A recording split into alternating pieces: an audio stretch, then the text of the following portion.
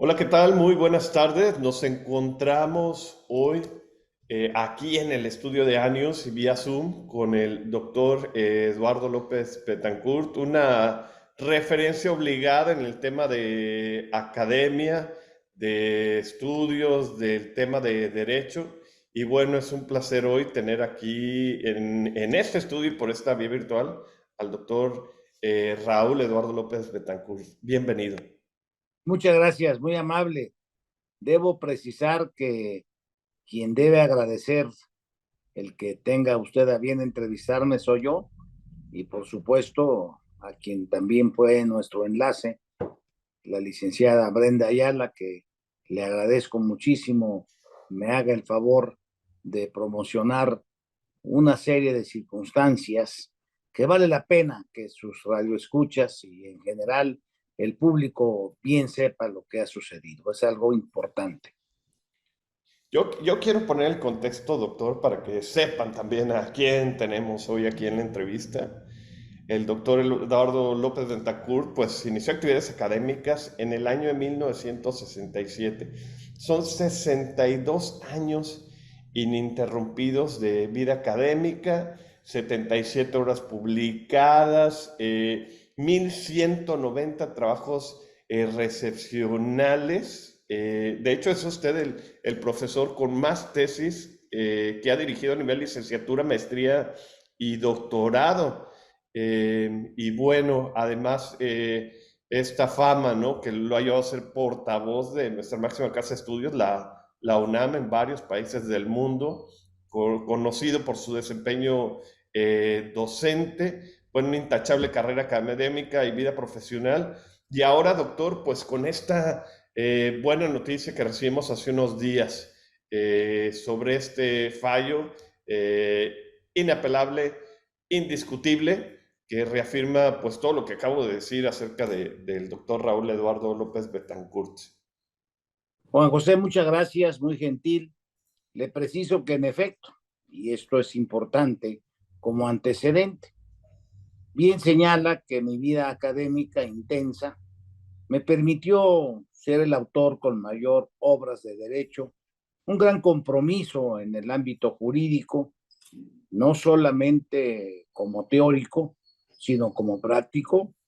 Fui secretario de Estudio y Cuenta en la Suprema Corte de Justicia de la Nación, de tal manera que mi actividad no solamente fue académica, sino puedo señalar que tuve la práctica y esto me permitió complementar bien mi formación y llegar a una edad octogenaria, como es mi caso.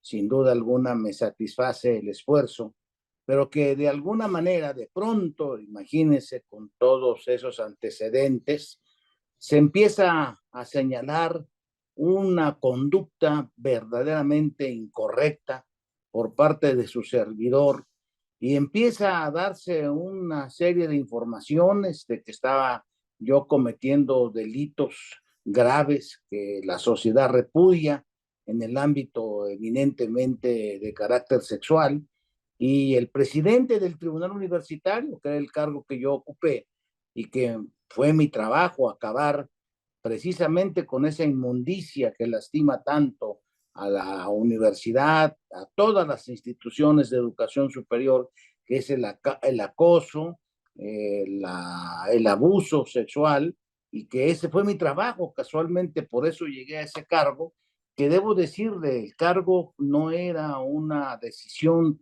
de alguien superior a mí, que yo no lo tuve por Ok. encima de nadie, sino que era un cargo honorífico que le otorgan a uno por ser el viejo, el decano, el más Ujú. antiguo profesor, y en esa dimensión acepté el reto, puesto que era mi responsabilidad cambiar esa tónica, esa conducta incorrecta de impunidad que se da hasta la fecha de manera cotidiana. Obviamente, lo primero que hice fue señalar cuando llegué a ese cargo que había un sinnúmero de conductas ilícitas por parte de profesores, directivos, estos últimos inclusive la realizaban esas conductas de acosar alumnos, alumnas, y todo ello que indigna a la comunidad universitaria, y evidentemente señalé en varios medios de comunicación que teníamos que hacer un gran trabajo en ese sentido y castigar a esos profesores que no merecen ser docentes, que no merecen esa responsabilidad. Y ahí originé una serie de molestias, de incomodidades, de críticas. Y fíjese que le voy a hacer un comentario cuando, con el papel que tengo de ser el ámbito judicial de la Universidad Nacional Autónoma de México, como presidente del tribunal, el poder ejecutivo de la misma, llamémosle en forma precisa, es el rector, y el Consejo Así es. Universitario es el ámbito legislativo. Y el propio rector me dijo, tus declaraciones causan mucha molestia, Eduardo, estás originando que los alacranes te piquen. Y no tardaron mucho tiempo en hacerlo, porque prepararon toda una, pues llamémosle trama, de alguna manera, un complot para acusarme.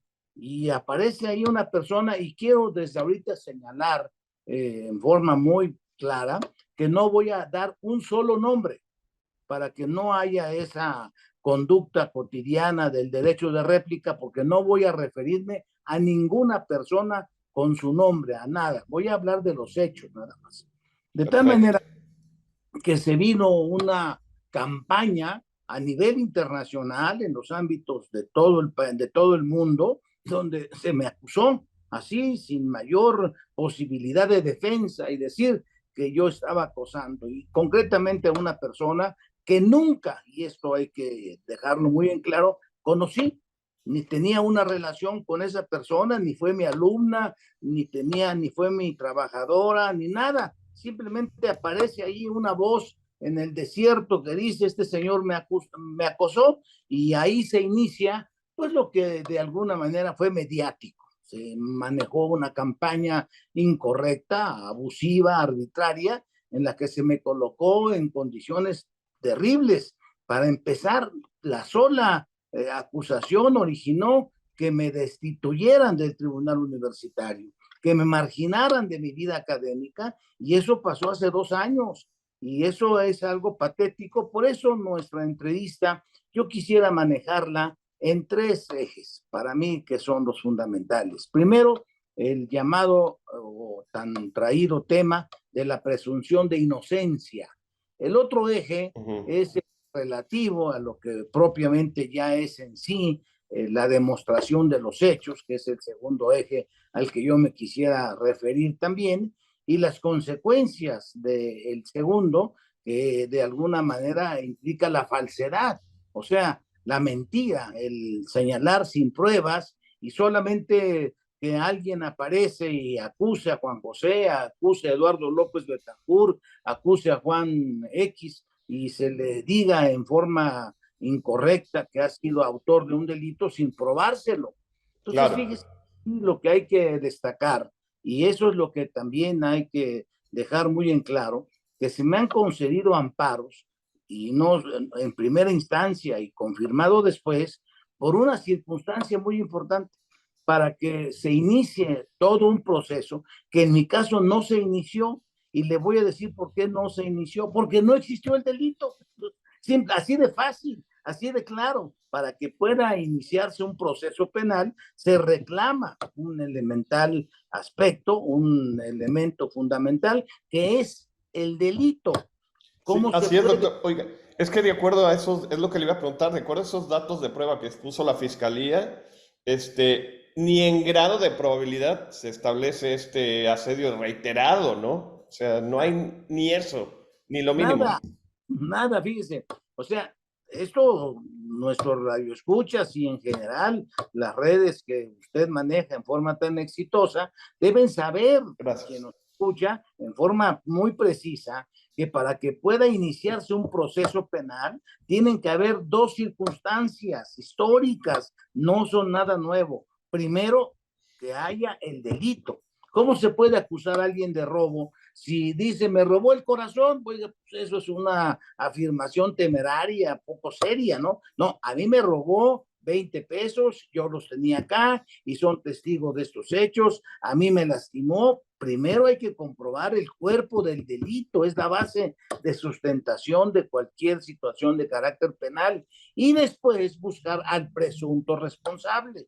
Y esta circunstancia nunca se dio, o sea, nunca se pudo probar el hecho delictivo, o sea, el objeto de la circunstancia procesal.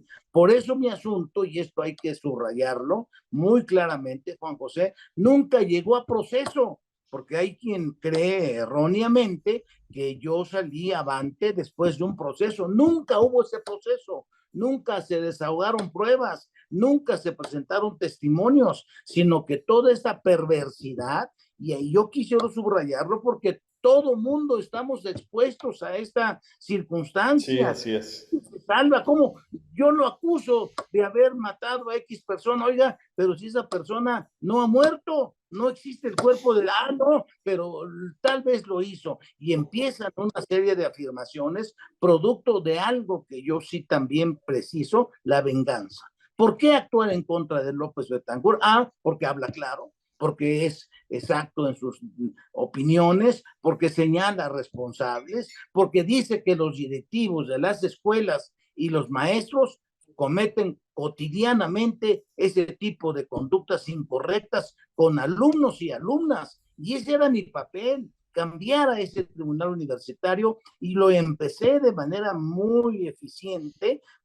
Para empezar, lo cambié de ubicación desde el punto de vista material. Era una oficina arrumbada ya por la zona sur de la ciudad, sin mayor relevancia, conformado de manera muy incorrecta por 3 personas, en las que muchas veces eran varones. Para iniciar, fue el cambio que logré, que fueran siempre de 5 personas, 3 mujeres obligadamente, para que de esta forma se Muy le bien. diera paso precisamente a las mujeres, precisamente a quienes más se les lastima en este tipo de delitos. No son las únicas, pero son las que más lo sufren, de tal suerte que ese fue mi trabajo de inicial.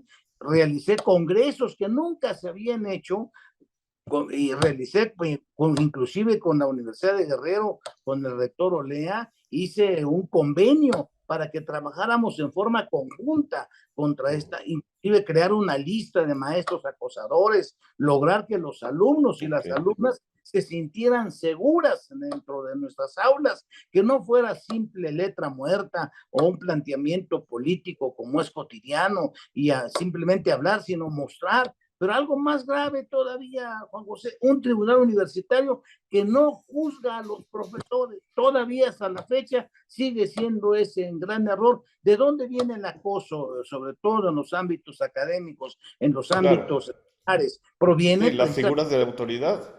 de los profesores que hacen Así mal es. un papel incorrecto. Pues son los que no pueden juzgar por convenios laborales, por una serie de picardías, y que esto implica lo que yo tenía que luchar, pero había que acabar con López Betancourt.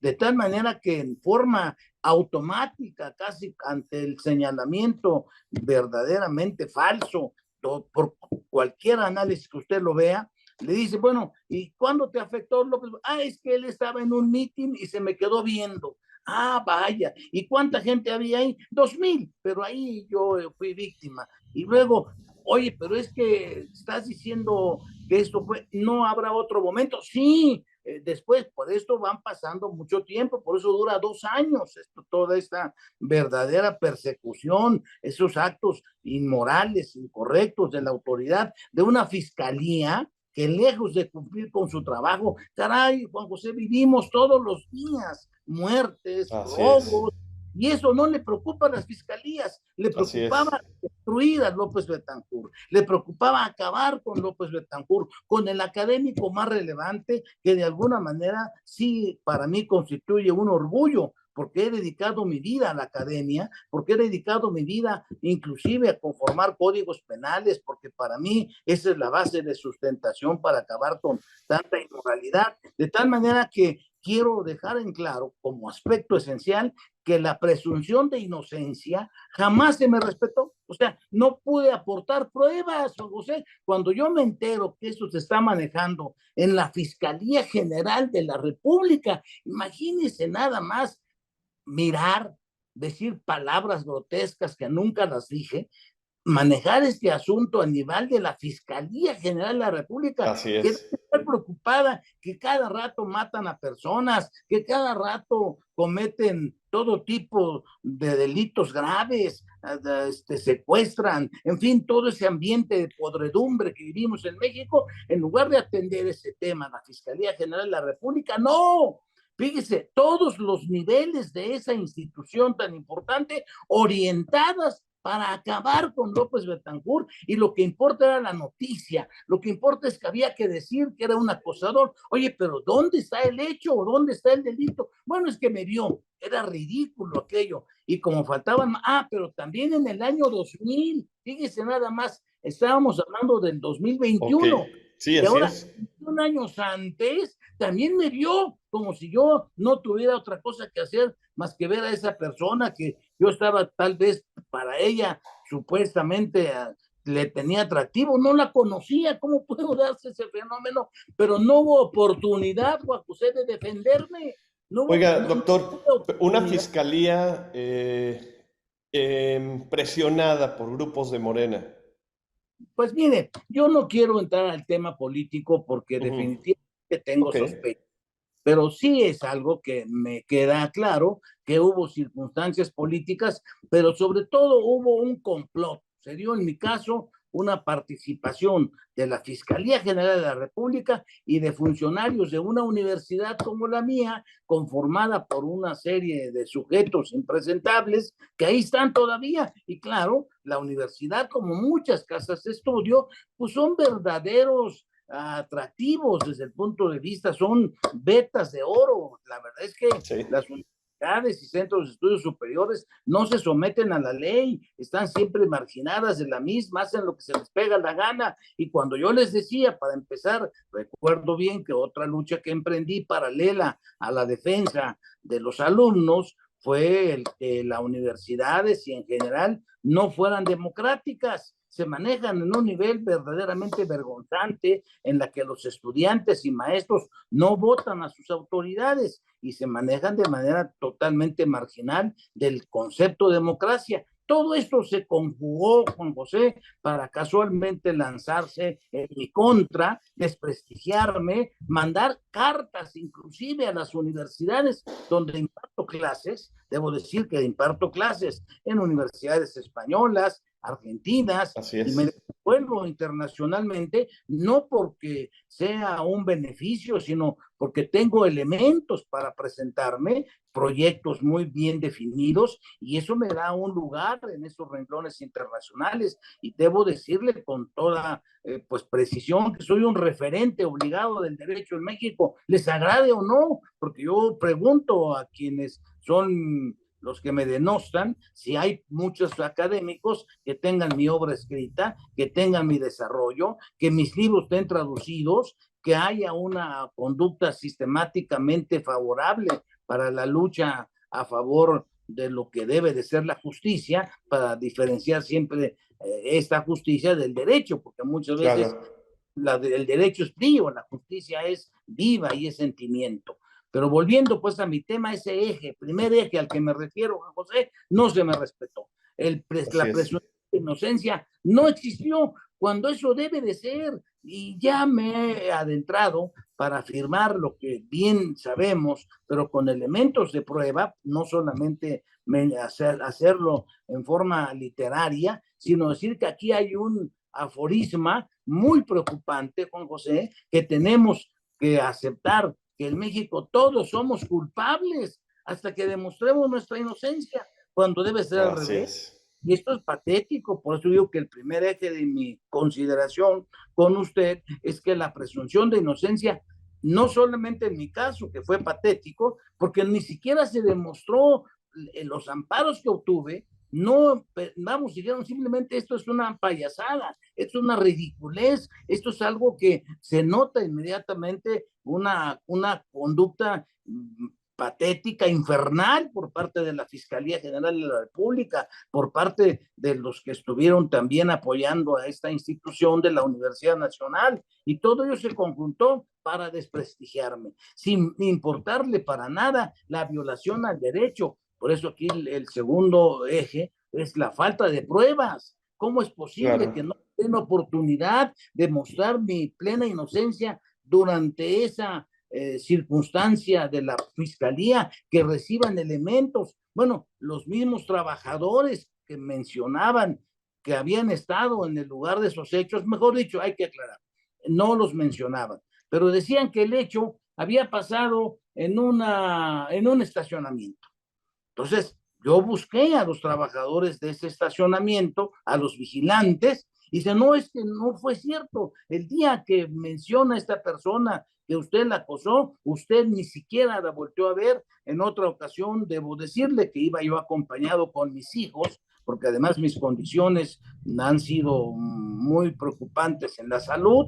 Hace 21 años, un sujeto infernal que está ahí en la Fiscalía General de la República y que le dije, no quiero decir nombres, me mandó golpear.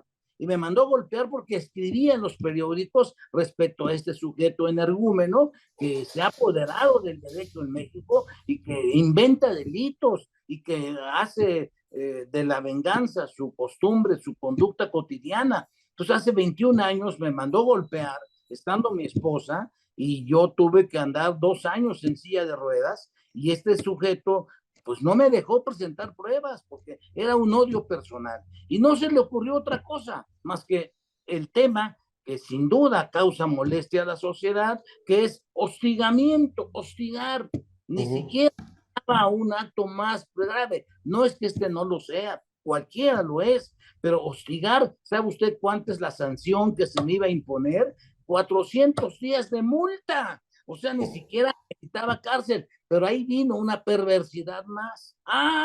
Es que si lo acusamos solo de hostigamiento, pues no va a haber relevancia, va a salir. No, no queremos que salga, queremos que se quede en la cárcel. Esa era la intención, José. Entonces me inventan otro delito, la tortura. Tratos, sí. Tortura. Tratos degradantes, ¿no? Por favor. Tratos crueles, pero de la ley de tortura. De la ley de tortura. Imagínese usted el ámbito de persecución que sufrí y fue terrible, vigilancia permanente, ofenderme llevándome a firmar sistemáticamente, ocultándome mis firmas, bueno, una actitud terrorista vergonzante para el derecho en México cuando existen tantos aspectos que atender, Juan José. Por eso le digo a usted, el segundo aspecto fue ese.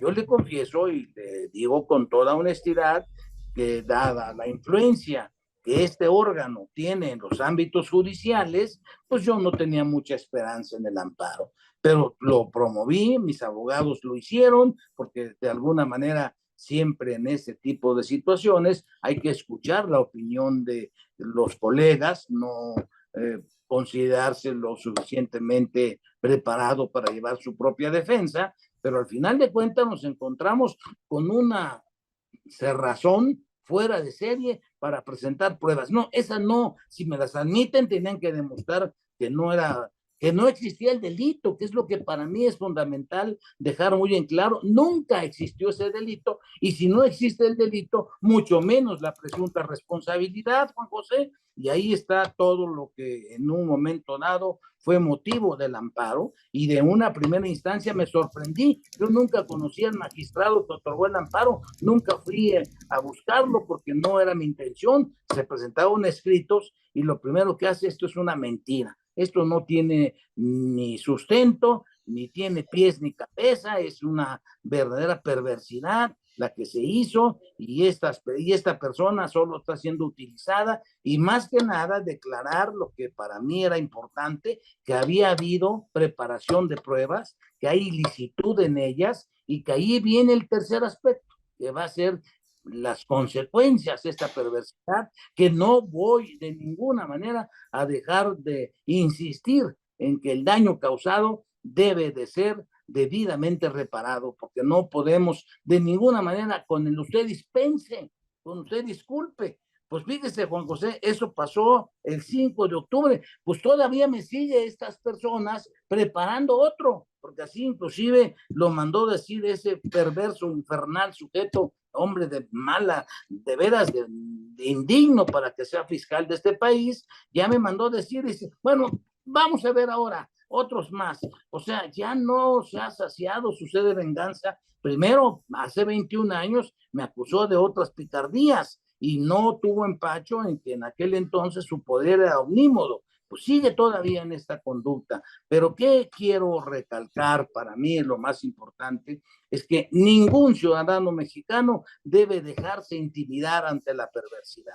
Debe mantener una conducta de la que pueda sentirse orgulloso, y recientemente, al dar a conocer a la opinión pública la decisión de primero un magistrado y después una sala de nivel superior, confirmó el amparo, y entonces yo quise darle a conocer a la opinión pública, acompañado de personas que yo creo que tienen una gran autoridad moral en México, y donde he denunciado estas sinvergüenzadas. Este grupo de personalidades fue encabezada por alguien muy respetable en el país, como lo es el ingeniero Cuauhtémoc Cárdenas Solórzano. Me acompañó, y él no lo usé para un fin incorrecto, lo usé seguro, porque él mismo desde un principio también dice: bueno, Eduardo, pero ese sujeto no calma su odio. Le dijo: pues no lo calma, y lo más grave es que ahí está haciendo daño a México, porque esa función tan importante que tiene la Fiscalía General de la República no da resultados. No podemos asegurar que se esté combatiendo debidamente el narcotráfico. Sabemos ahora que ya hay gobiernos que están totalmente impregnados de este mal, y que no existe una conducta que pueda poner orden, que pueda ya de alguna manera iniciar trabajos que le den una seguridad a la sociedad. En nuestro estado hace unos días asesinaron cobardemente a un líder. Puede él tener sus puntos de vista, pero ¿qué pasa en México? ¿Por qué ese asunto no se investiga? ¿O por qué aparecen culpables de medio pelo? Sacan ahí a dos, tres que no. Este fue un asunto político de alto relieve, y lamentablemente va a quedar impune, Juan José, y es lo que yo estoy en ese punto tan importante, y en que me manejo casualmente en esos tres ejes. La presunción de inocencia debe ser cierta, absoluta, sin que se le limite para nada. Segundo, que la presentación de pruebas sea un derecho que tenga el inculpado desde las fiscalías. Ahí es donde no tiene que llegar un juez de control. Todo eso ha sido perverso para crear un monopolio, porque las antiguas procuradurías, ahora llamadas fiscalías, recibían pruebas para poder pensar si valía la pena enviar un asunto a un juez. Ahora ya no. Ahora el juez de control, y el juez de control de inicio le hace un daño porque vincula. Y cuando aparece la palabra vinculación, ya es culpable. O sea, ya no hay oportunidad, ya lo afectaron. ¿Cuántas veces? Ya lo vincularon. Claro. Bueno, no existe en nuestro país una seriedad desde el punto de vista penal. Primero, para que se dé la vinculación, tiene que comprobarse en los ámbitos de la fiscalía esa presunta responsabilidad. Pero cuando hay delito, no como en mi caso, que no existió, y en tantos más casos, de repente usted lee en los periódicos, en las noticias de televisión: a fulano de tal se le acusa de defraudación fiscal. Bueno, y la pregunta: ¿a ese señor se le permitieron presentar pruebas? No, no se le permite. Oiga, eso es una infamia, porque una vez que la noticia corre, ya esa persona al salir a la calle ya es víctima de la crítica social, ya es víctima de una situación que le daña no solo a él, a su familia. Dos de mis hijos, estudiantes de la universidad, tuvieron que abandonarla casualmente porque venía la presión de los perversos que de alguna manera pues me tenían a mí crucificado con una impugnación, con un señalamiento tan grave como el que hemos comentado. Es Oiga, doctor, dar lecciones. Perdón, doctor, es que yo no soy abogado y hay algo que me da vueltas. Los delitos por los cuales lo acusaron no son delitos del orden federal. ¿Por qué no llevarlos, o sea, por qué no los llevó la Fiscalía Local, ¿no? La Procuraduría de Ciudad de México, en este caso, no sé quién es, ya de elevarlo a tal grado, o sea... Casualmente usted ha tomado un punto que es importante. Este asunto, por ser la Universidad Nacional, llega originalmente a la Fiscalía General de la República. Y hay un documento firmado, que está en mi poder, que dice la Fiscalía General de la República: soy incompetente. Claro, y eso lo hace. Pero ¿por qué regresa con ellos? Pues por la venganza. O sea, esa es la demostración más clara. O sea, lo mandan a la Procuraduría de la Ciudad de México. Yo me entrevisto con la titular de este organismo y evidentemente quiero presentar pruebas. Y en forma por demás sorprendente me dice, lo voy a regresar. ¿Para qué lo regresaba? Pues precisamente para hacer toda esta perversidad. No tiene usted idea cómo ha sido la persecución cobarde y lo que usted señala es incompetencia de esta institución, no tiene por qué ser. Es más, le vuelvo a repetir, no minimizo el delito, no quiero de ninguna manera señalar que no es grave una situación de incomodidad para quien lo sufra, que es el tratamiento sexual. Hostigar, incomodar, ese es incomodar. O sea, no sé, tal vez estaban preparándome también alguna cosa de violación, no sé en qué manera, pero en fin, era algo patético. O sea, inventar, como hablaba, usted mismo lo señaló, el famoso tema de lo que tratos crueles, ¿cómo trato? O sea, pues, pero si nunca fue su alumno, nunca fue su discípulo esa persona, ¿por qué entonces se da este fenómeno cuando de inicio tiene que darse lo que también en materia penal se llama relación de causalidad, causa-efecto?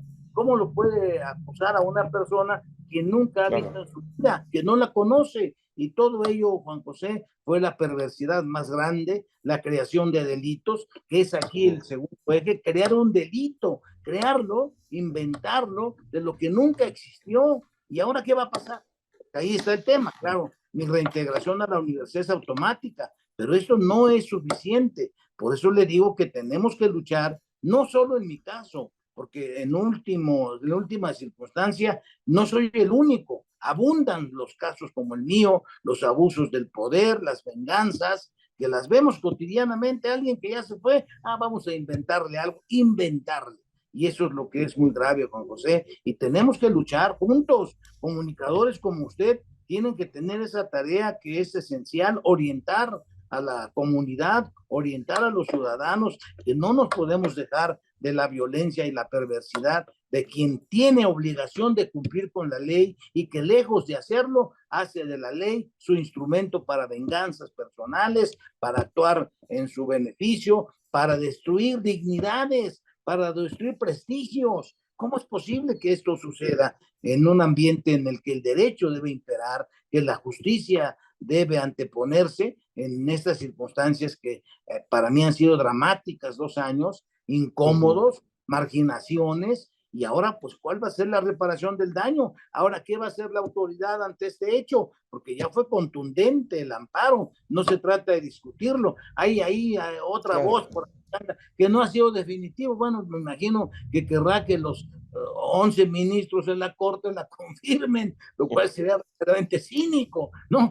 Ya me imagino los ministros de la Corte que tienen que ver grandes problemas, están viendo un delito de hostigamiento sexual de 400 multa, porque el otro es también verdaderamente fuera de control, fuera de seriedad.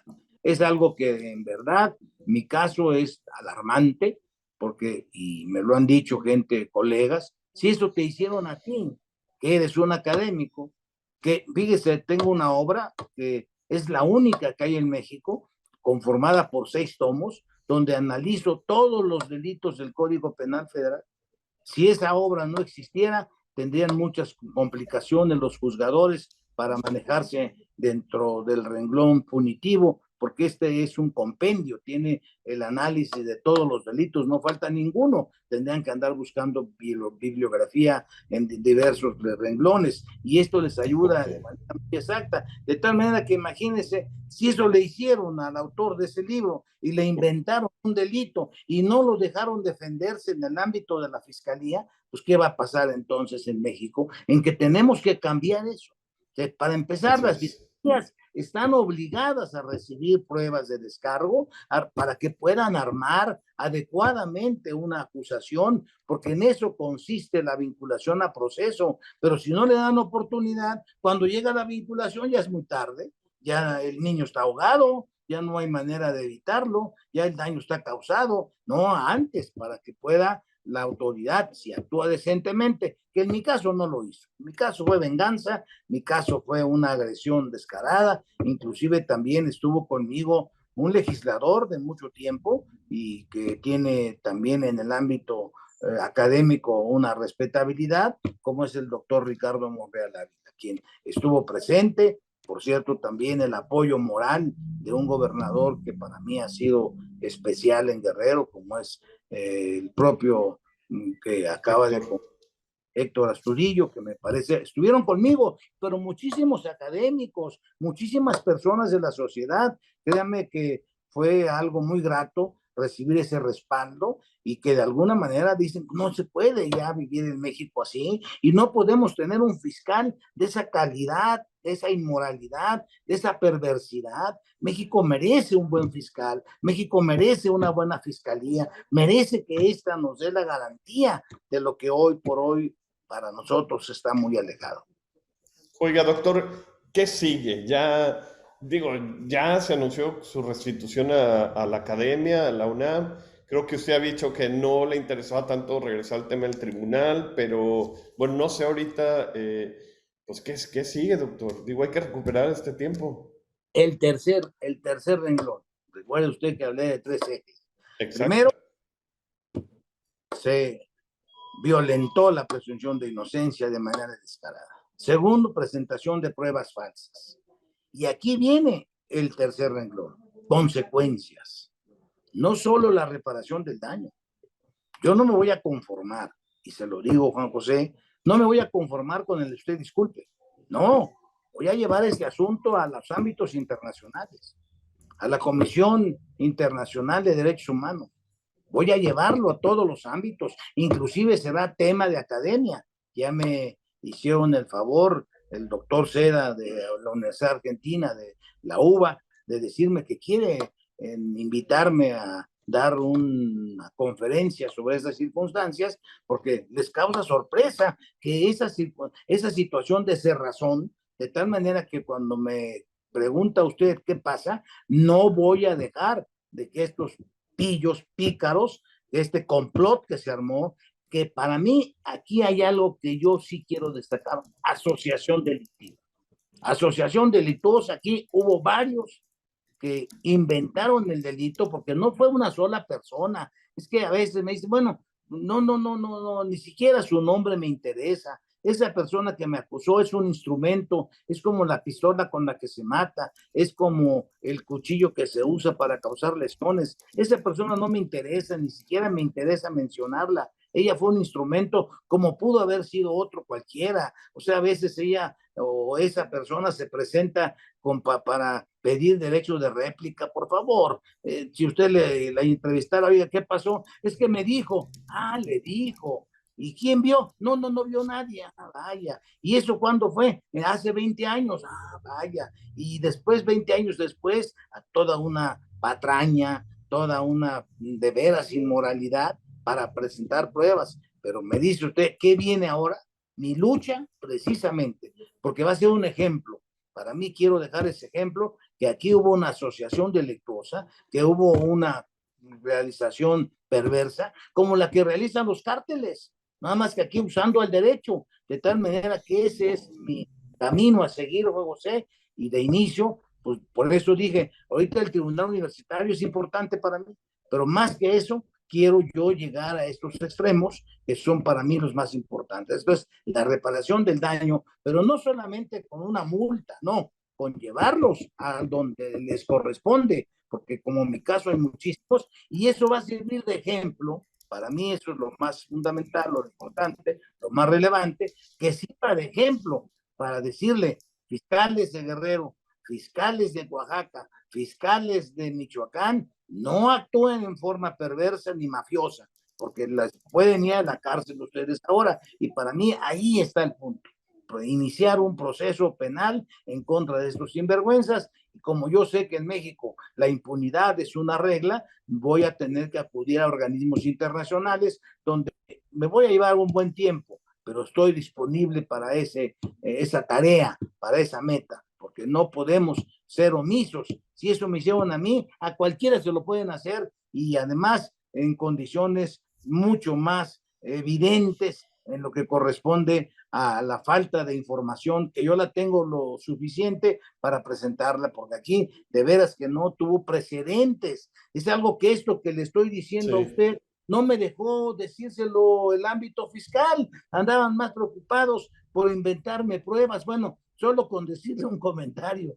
Hubo una prueba que presentaron que yo no pude presentar, que tenía que pagar una indemnización de 29 millones de pesos porque según ellos dije una majadería de las piernas. Imagínense nada más cómo iba esto encausado para causarme un daño para toda la vida. Qué bueno que se dio el amparo. Aún si se hubiera iniciado el proceso, yo confiaba mucho y estaba seguro de mi inocencia. Pero aquí ni siquiera hubo proceso, que hay que dejarlo en claro. O sea, le dijo el amparo, eso no existió. Ese hecho que tú dices de carácter delictivo es falso. Y eso fue lo que marcó el precedente de los dos, del amparo y de su ratificación, la inexistencia del hecho. Así es que no es fácil, José, no Claro. pienso que espere, al contrario, sé que podrán continuar las venganzas, sé que podrá continuar la persecución, sé que seguirá ofendiéndoseme, acabando con lo que es el prestigio académico, pero eso no se acaba, porque agraciadamente siempre hay personas que están dispuestas a tener una lucha en este renglón, como usted mismo me lo está demostrando en esta entrevista. Oiga, doctor, yo quisiera ir terminando con una reflexión personal de usted. O sea, tantos años de vida académica, tantos años analizando casos jurídicos, y ahorita le toca realizar casi un trabajo académico, jurídico, de un caso de su propia vida, un caso personal. No, esto va a ser escrito. Le puedo garantizar, inclusive, se me han acercado una editorial que no sé, voy a evaluarlo, Hasta para porque película, doctor. pues, sí, también, dice que sí, una editorial que se llama Planeta, se han Ok, acercado conmigo, pero no me quiero precipitar en escribirlo en ese ámbito, digamos, de tipo comercial, literario, sino claro. quiero llegar al extremo del castigo. Para mí, mi principal objetivo es que esto no quede impune, pero no de ninguna manera dejo de considerar que lo escriba también y que quede ahí como algo que pueda ser leído, porque el derecho es técnico y entiendo muchas veces que los pronunciamientos de aquí lo que faltó fue tipicidad, esto es, no se amoldó, así es la técnica jurídica, no se amoldó la conducta desplegada a la descripción legislativa, esto es, al tipo penal, o sea, se da una atipicidad y por lo tanto, pues no se inicia el proceso, ahí estuvo toda la clave del renglón, pero cuando usted me pregunta hacia dónde voy, es a luchar, a demostrar y a tratar de llevar a donde les corresponde a todos los que participaron en esta perversidad, pero que definitivamente tendrá que tener también otros alcances, es la publicidad. Para mí es importante este tipo de entrevistas, por eso le agradecí mucho esta oportunidad, porque difundo, señores, no nos dejemos. Entendamos que el derecho es para todos, que los fiscales deben cumplir con su papel, que no pueden ser instrumentos del poder. Para empezar, ahí está el grave problema, que el fiscal es nombrado por el jefe del Ejecutivo. Eso no debe ser. ¿Y a quién pone como fiscal? A su amigo, a su incondicional, al que le va a hacer las patrañas. El fiscal tiene que venir de la sociedad, tiene que venir de los ámbitos académicos, tiene que ser ajeno a ese compromiso político que se da cotidianamente. ¿Quién es el fiscal? ¿Quién es el procurador? El amigo del gobernante. Ah, claro. ¿Y qué va a hacer el fiscal? ¿Justicia? No.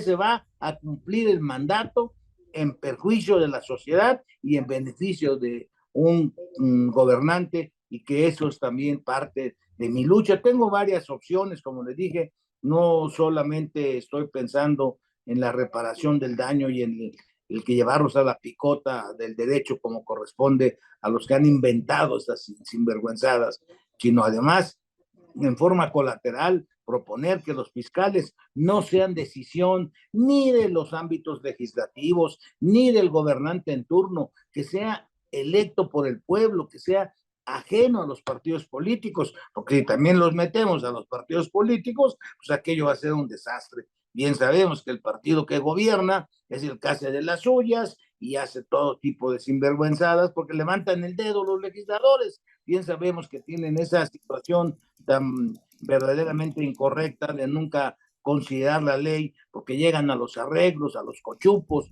en fin, son cosas que hay que valorar para que las fiscalías cumplan un trabajo que nos dé garantías, a usted y a mí de que va a actuar con imparcialidad. Eso es muy difícil lograrlo, pero no hay que dejar de mencionarlo, Juan José. Así es, doctor. Doctor, oiga, yo le quiero agradecer mucho este tiempo, esta exposición de ideas tan amplia, tan exacta que nos acaba de hacer. Y bueno, pues vamos a estar muy atentos a todo este proceso, doctor, que bueno, llegó a su final, pero como usted lo sabe, pues esperemos si se cumpla con todo lo que es el término justicia. Yo le quiero pedir un favor, Por que favor. tenga la bondad de volverme a invitar para que yo le dé seguimiento, vaya yo informando de cómo voy en mis trabajos, porque esto no puede quedar aislado. No pienso que basta y se lo vuelvo a subrayar, el usted disculpe, sino que eso tiene que llegar a un final en el que sirva de ejemplo y que sirva de estímulo para la ciudadanía, que no se deje, porque sin duda muchos dicen, bueno, pues ya se logró el que no me... No, ahora, ¿cómo te van a reparar el daño? ¿Cómo vamos a castigar a quien te hizo el daño? Porque no solamente entregar un dinero o una disculpa pública, a veces a los funcionarios tienen que dar disculpas en pública, no, eso no es suficiente. La disculpa también, tú querías meter a la cárcel a un inocente, ahora el que se va a la cárcel eres tú, por perverso, por haber creado un delito, que es mi segundo eje al que le comenté. Primero, la presunción de inocencia, la creación de pruebas y de delitos, y lo más importante, consecuencias. Cuando metamos a un fiscal que ha acusado sin bases a la cárcel, ese día estaremos ya en el umbral que corresponde. Así es, doctor. Pues tiene usted estas puertas abiertas, estos micrófonos abiertos también. Y bueno, sigamos en contacto, doctor, cuando usted guste. Gracias por esta Gracias, entrevista. gracias a usted y gracias también a Brenda, que fue el conducto para llegar Claro, con usted. Brenda Ayala, por haber Muy, concretado esta entrevista. muy Hasta luego, amable. doctor. Hasta luego, muchas gracias.